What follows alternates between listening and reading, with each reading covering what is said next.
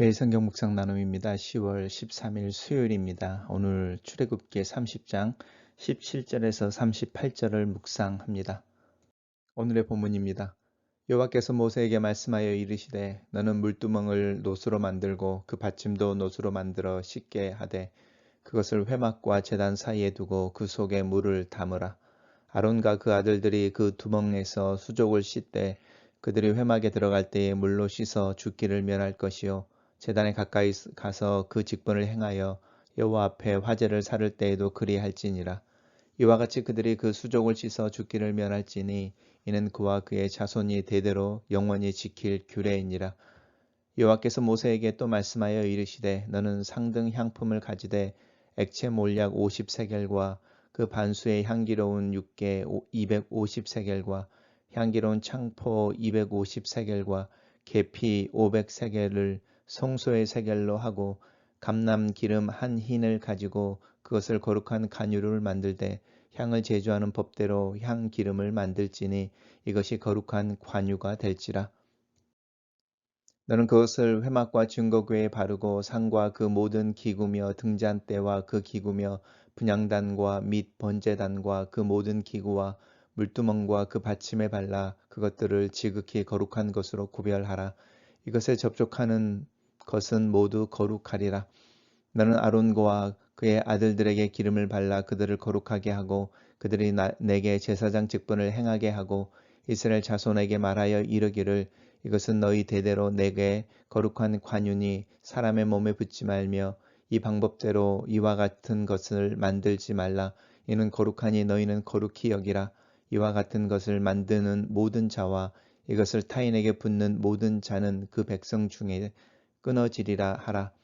여호와께서 모세에게 이르시되 너는 소합향과 나감향과 풍자향의 향품을 가져다가 그 향품을 유황에 섞되 각기 같은 분량으로 하고 그것으로 향을 만들되 향 만드는 법대로 만들고 그것에 소금을 쳐서 성결하게 하고 그 향 얼마를 곱게 찢어 내가 너와 만날 회막 안 증거궤 앞에 두라. 이 향은 너희에게 지극히 거룩하니라.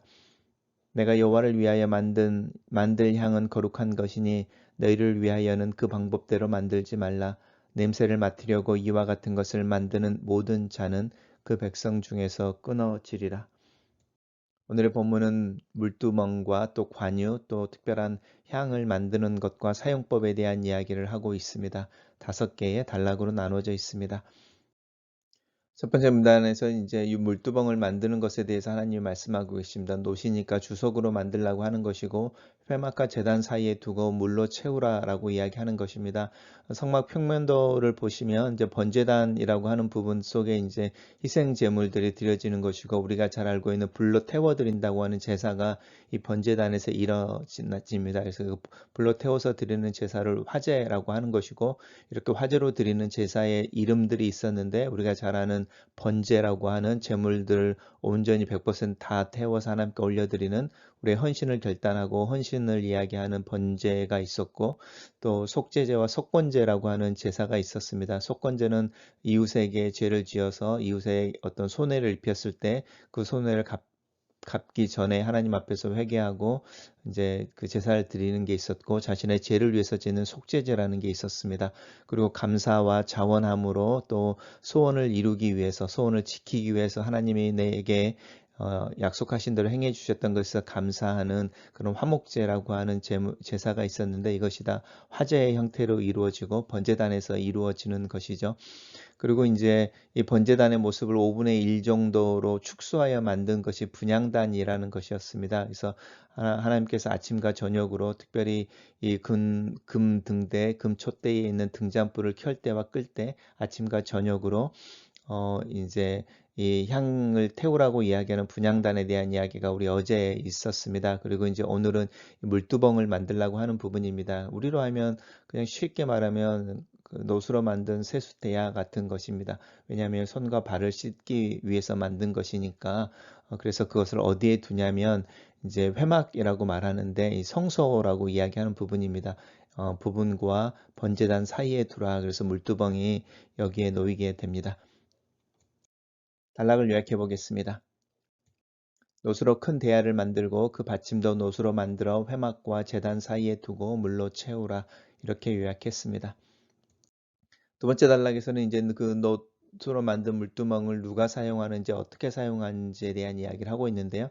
제사장들이 사용하는 거죠. 아론과 그의 아들들이라고 하는 제사장들이 사용을 하는데 손과 발을 씻습니다. 언제 씻느냐? 회막에 성소에 들어가기 전에 자신을 정결하게 하는 의미로 손과 발을 씻는 것이고, 또 제단 가까이에서 제사를 하나님 앞에 제사를 드리기 전에도 그것을 이제 손과 발을 씻는 것에 대해서 이야기를 하고 있고, 그 손과 발을 씻어서 죽기를 면할지니라고 말하는 이 죽기를 면한다는 이야기는 손과 발을 씻어서 죽는다 산다의 문제가 아니고, 하나님 앞에서 정결함으로 하나님 앞에 이렇게 부족하지 않는, 그러니까 죄에 대해서 민감하시고 성결하신 하나님 앞에서 자신을 깨끗하게 하고 성결하게 함으로 하나님 앞에 살아 있음에 대한 이야기를 하고 있습니다. 그래서 이제 우리가 이런 이야기가 나올 때마다 이 손과 발을 씻는 것이 어떤 주문처럼 죽고 사는 문제가 아니고, 하나님이 성결하신 분이어서 나도 그분 앞에 성결한 모습으로 서려고 한다라고 말하는 하나님의 어떠하심에 대한 이야기가 중요한 이야기인데, 그것을 이제 이렇게 표현하고 있습니다. 그리고 그것이 그의 자손, 그와 이제 아론과 아론의 아들들, 그리고 그 후손들이 대대로 지켜야 되는 법이다. 이렇게 이제 하나님께서 명령하십니다. 단락을 요약해 보겠습니다. 아론과 그의 아들들은 회막에 들어갈 때, 또 제단에서 화제를 드릴 때 물두멍에서 손과 발을 씻으라. 이렇게 요약했습니다. 세 번째 단락에서는 이제 계속 또라고 이야기하면서 하나님께서 이제 모세에게 지침을 또 지시하고 있는 내용의 연속성에 대한 이야기를 하고 있습니다. 이번에는 이제 향품을 가져다가, 액체이니까요. 이제 액체 몰약 500세겔과 또 60세겔의 이 그 반수의 향기로운 육개라고 하는데, 육개라는 것, 또 향기로운 창포라고 하는 것, 이제 계피라고 하는 것, 이제 우리가 아는 어떤 요소들이 좀 있고 또 모르는 것도 사실은 있지만, 여러 가지 이제 이 기름을 만들어낼 수 있는 이 향유라고 하는, 향기가 나는 이 기름들을 모아서 특별한 이게 거룩한 관유라고 이야기하는, 이 관유라고 하는 것은 그냥 사람의 몸에 붓는 것이 아니고 하나님께서 제사장들을 세울 때 특별하게 사용하시는 부분이었고요. 또 하나님께서 이제 제한되어지는 특수한 목적으로만 사용하게 하시는 그 기름이고, 그 기름에 대해서 이제 만드시는 방법에 대해서 이야기하는데, 그 향기름이라고 말하시는 이 거룩한 관유를 만드는 것에 대해서 이야기하고 계십니다. 우리가 어제 봤던 이 성소의 세겔이라고 하는 것 기억하시죠? 세겔이라고 하는 것은 무게인 것이고요. 이것이 이제 돈을 계산하기 위한 어떤 통화로 무게가 되면은 이제 돈이 되는 것이고, 또 그냥 일반 이렇게 어떤 액체든 아니면은 뭐 고체든 그것들을 잴 때는 무게가 되어지는 것이죠. 그리고 우리 어제 이제 잠깐 나눴지만, 왜 성소의 세겔이라고 하느냐라고 할 때, 이 세겔이라는 단어가, 이 단위가 세 개의 다른 단위로 쓰여졌죠. 일반 사람들이 쓰는 일반 세겔이 있었고, 왕가에서 쓰는 이 세겔의 단위가 좀 달랐고, 성소에서 쓰는 세겔의 단위가 달랐던 것 기억하시면 좋겠습니다. 단락을 요약해 보겠습니다. 최고의 향품들을 감람 기름과 섞어 거룩한 관유를 만들라. 일반 백성이나 일반 목적으로는 이 방법으로 관유를 만들지 말라. 이렇게 요약해 봤습니다. 후반부는 그 다음에 구절에 단락에 나오는 내용인데, 이 단락 그 요약에 넣으면 좋을 것 같아서 앞으로 좀 땡겨 봤습니다. 네 번째 단락에서 이제 관유 사용법에 대한 이야기를 하고 있습니다. 노수로 만든 물두멍을 만드는 제조법에 대해서 이야기하시고, 그 다음에 이제 그 사용법에서 이야기하시는 것처럼 관유를 만드는 법에 대해서 설명하시고, 이제 그 관유를 어떻게 쓸지에 대한 이야기를 하고 계시는 거죠. 그 관유를 회막과 증거궤에 바르라는 것이죠. 상과 모든 기구에 대해서.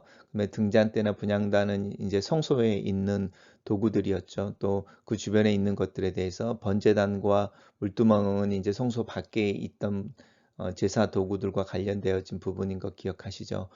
그것들을 이제 다 하라는 것입니다. 결국은 이 증거궤라고 하는 것은 지성소에 있는 것이니까요. 성전에서 사용되어지는 모든 물건들에 기름을 발라서 구별하라는 것입니다. 지극히 거룩한 것으로 구별하라. 하나님의 것으로, 또 하나님의 속한 것으로, 하나님을 위한 것으로 분류하라는 것이죠. 그게 이제 거룩이라는 뜻이기도 하고 특별히 구별하는 것입니다. 또한 동시에 아론과 그의 아들들에게 기름을 발라 그들을 거룩하게 하고 그들이 하나님 앞에서 제사장의 직분을 감당하게 하라라는 것인데 구별하라는 것입니다.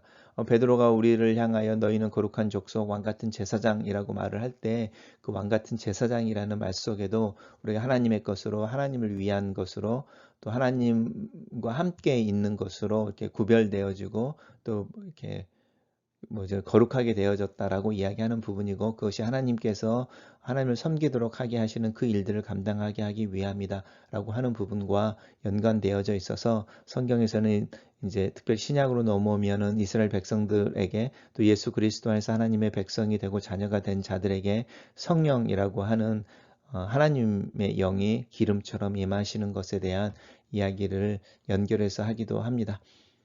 동일합니다. 이 관유에 대해서 이스라엘 백성들에게 이 관유는 만들지 말며 또 일반 용도로 쓰지 마는 것에 대해서 이야기하고 있는데 이 부분을 제가 세 번째 단락 요약할 때 같이 첨부했던 거 기억하실 것입니다. 단락을 요약해 보겠습니다.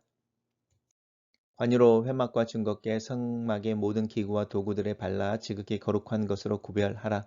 아론과 그의 아들들에게도 기름을 발라 거룩하게 하고 하나님에게 제사장의 직분을 감당하게 하라. 이렇게 요약했습니다. 마지막 단락에서는 향을 만드는 법에 대한 이야기를 하고 있습니다. 이 소합향, 남감향, 풍자향이라고 하는 이 향인데요. 이 향이라고 하는 부분은 이제 어떤 나무든 아니면 어떤 도구, 그 향이 나는 소스가 있을 때에 그것을 이렇게 찢는다고 이야기하고 있는데 찧었다고 이야기하는데 이렇게 부셔서 가루로 만들어서 그걸 섞는 것에 대한 이야기를 하고 있습니다. 그래서 그것을 섞고 거기에 소금을 쳐서 거룩하게 하라는 것이죠. 거룩하게 하고 그것을 어디에 놓을 거냐라고 말할 때 이 회막이라고 하는 부분들은 내가 만날 회막 안 증거궤 앞입니다. 이제 모세가 하나님께서 지성소라고 이야기하는 그곳인데요. 그곳이 아니라 그곳 앞이라고 이야기합니다. 그래서 이 증거궤 앞이라고 하는 것은 지성소 안인데 그 언약궤가 있는 그 언약궤하고 마주보는 이것을 이야기하는 것이 아니고 이 증거궤 앞이라고 하는 표현은 항상 이 지성소로 들어가는 그 입구를 가로막는 휘장이 있었는데 그 휘장 밖을 의미합니다. 그럼 그 휘장 밖에 뭐가 놓여져 있었냐면 기억나시죠? 분향단이었죠. 분향단을 만들어서 그 번제단의 모양과 동일한 그렇지만 작은 5분의 1 정도의 사이즈가 작은 작게 축소되어진 분향단을 만들어서 그 분향단을 증거궤 앞에 놓으라고 말씀하셨었죠. 회막 안에 동일한 표현입니다. 그래서 일반적으로 이 향이 어디에 놓여져 있었을까? 분향단은 이제 향기를 태우는 곳이니까요. 그리고 이 분향단 위에 하나님께 드려지는 향기로 이렇게 놓여져 있다가 아침과 저녁으로 하나님 앞에 향기를 만들 때에 향기를 태워 드릴 때에 사용되어졌을 것이라고 우리가 알 수 있습니다. 동일합니다. 근데 이 향은 특별한 것이어서 너희들을 위해서 만들지 말고 또 그것을 냄새를 만들려고 호기심에서 아니면 또 이 냄새가 지극히 좋다고 생각해서 어떤 퀄리티의 문제로 이것을 만들어 가지고 있으려고 하는 자들, 만들려고 하는 자들은 백성 중에서 끊어지리라 이렇게 이야기하는데 이 끊어진다는 이야기는 뭐 가장 쉽게 말하면 죽는다라는 뜻일 수도 있고요. 추방당하여진다라는 뜻이기도 합니다. 그래서 하나님과 아무런 상관이 없는 사람이 된다 이렇게 말하는 부분입니다. 단락을 요약해 보겠습니다. 여호와를 위하여 특별한 향을 만들어 거룩하게 하고 회막 안 증거궤 앞에 두라. 일반 목적이나 즐거움이나 호기심을 위하여 이 향을 만들거나 맡으려고 하지 말라. 이렇게 요약해 봤습니다. 첫 번째 묵상 포인트입니다. 성막의 제단과 성소 사이에 물두멍이라는 노수로 만든 큰 대야를 만들어 놓으라고 말씀하신다. 그리고 그 속에 물을 담는다. 어린 시절 집에 있는 우물가에 놓여 있던 세수대야가 생각난다. 아론과 그의 아들들이 손과 발을 씻는 세수대야처럼 사용하기 위한 물두멍이다. 흥미롭게도 물두멍의 사이즈가 나오지 않는다. 어쩌면 이 물두멍의 사이즈는 내가 하나님 앞에 설 때 느끼는 내 자신의 연약함이나 부족함에 대한 강도, 인식의 강도의 크기와 관련이 있지 않을까 싶다. 구원의 기쁨은 하나님께서 나를 용납하시고 수용하신다는 신뢰와 감사에서 나온다. 이 기쁨의 정도는 내가 하나님 앞에서 느끼는 자격 없음의 사이즈와 관련이 있다. 바울은 자신을 죄인의 개수라고 말한다. 죄인들에게도 등급이 있다는 뜻이 아니라 하나님 앞에 설 때마다 자신이 경험하는 자신의 죄와 부족함에 대한 인식의 표현이다. 그리고 이 인식이 바울에게 구원의 기쁨을 넘치게 하는 근원이 된다. 나는 내 자신의 부족함과 내 안에 있는 죄, 죄성에 대해 분명한 자각을 하고 있는지, 예수 그리스도의 대속의 죽음 밖에는 내가 살 길이 없다는 분명한 이해와 인식이 있는지, 나는 어거스틴처럼 하나님 앞에 서면 설수록 내 자신의 자격 없음을 더 크게 인정하게 되고, 그래서 하나님의 사랑과 용서에 대해서 더 감격해 가는지. 두 번째 묵상 포인트입니다. 정결과 죄의 문제의 해결은 하나님이 선결하신 분이라는 인식에서 시작된다. 하나님 앞에서 직무를 수행하기 위해 나는 물두멍에 물로 내 손과 발을 씻어야 한다. 단순히 손과 발을 씻는 것일까? 그렇게 씻는 중에 자연스럽게 마음도 씻기지 않았을까? 하나님 앞에 직무를 수행하기 위해 정결하게 하는 의식이 목욕이 아니라 손과 발을 씻는 정도인 것도 흥미롭다. 주님께서 제자들에게 발을 씻기실 때에 자신의 몸을 씻어달라고 반응했던 베드로의 마음도 이해가 되고, 말씀으로 이미 목욕한 자는 발만 씻으면 된다고 하시던 예수님의 말씀도 조금은 이해가 되는 것 같다. 이미 거룩해진 제사장들에게 요구되어지는 정결은 그들은 손과 발을 씻음으로 충분했다. 죄는 여전히 나에게 문제가 되지만 하나님에게는 문제가 되지 않는다. 하나님에게 문제가 되지 않는 내 죄는 더 이상 나에게도 문제가 되지 않는다. 나는 언제든지 예수 그리스도와 말씀에 의해 정결하고 거룩해진 존재로서 하나님 앞에 나아갈 때에 성령을 의지하여 내 연약함을 점검하고 그 연약함을 정직하게 하나님의 사랑과 은혜 앞에서 인정하면 된다. 세 번째 묵상 포인트입니다. 하나님께서 제사장과 성막의 기물들의 발을 특별한 기름을 만드는 법에 대해서 말씀하신다. 이 거룩한 기름은 한 종류로 이루어지지 않는다. 단일 민족, 단일 혈통과 같이 단 하나의 어떤 것으로 순수성을 강조하려는 의식과는 다른 방법이며 다른 접근법으로 하나님께서는 관유를 제조하게 하시는 것 같다. 삶이나 신앙이라고 하는 것이 지나치게 순수하고 순결하려는 노력이 아니라 오히려 화합과 조화 속에서 살아가고 경험되어져야 하는 것이 아닐까 싶다. 내 마음에 드는 사람들, 내 가족, 내가 좋아하고 사랑하는 사람들만으로 삶을 사는 것이 아니라 온갖 종류의 사람들이 내 주변에 있고 또 그들이 있게 하는 것을 통해 삶이 사라지고 그 속에서 신앙이 고백되고 그 경험 속에서 그리스도를 닮아가며 그 가운데 온전히 그리스도의 향기를 가진 또 그 향기를 내는 삶을 살 수 있다. 나는 이 다양한 사람들과의 관계 속에 살고 있는지 아니면 장가지를 다 쳐내고 앙상한 줄기의 관계의 모습으로 살지는 않는지, 내 주변에 예수를 믿지 않는 사람들은 얼마나 있는지, 그들과의 관계는 자연스러운지 내 모습을 점검해 본다. 네 번째 묵상 포인트입니다. 관유가 회막과 성소의 기구들을 거룩하게 하는 것은 아니다. 하나님께서 그것들을 만들라 하시고 사용하시기 때문에 회막과 성소들의 도구가 거룩한 것이다. 이 거룩의 내용이 표현되어질 때 형식이 등장한다. 나는 예배의 형식과 예배의 내용을 분명하게 이해하고 있는지, 예배의 내용을 담은 형식과 태도로 하나님 앞에 예배하는지, 내용을 훼손하지 않기 위해 때로는 형식을 고집해야 할 때도 있다. 특별히 코로나의 상황 속에서 예배의 내용을 훼손하지 않기 위해 고집해야 하는 예배의 형식은 무엇인지 생각해 본다. 마치 관유를 다른 목적을 위해 만들거나 일반 생활이나 사람을 위한 용도로 사용하면 안 된다고 하시는 것처럼 그리스도인의 삶을 위해서 시대의 흐름과 상관없이 문화의 변화와 상관없이 고집스럽게 붙잡아야 하는 이 관유와 같은 예배의 형식은 무엇일까? 또 그리스도의 삶에 있어서 변하지 않는 중요한 삶의 형식은 무엇일까? 마지막 묵상 포인트입니다. 하나님께서 특별한 향기 나는 향품을 만들게 하신다.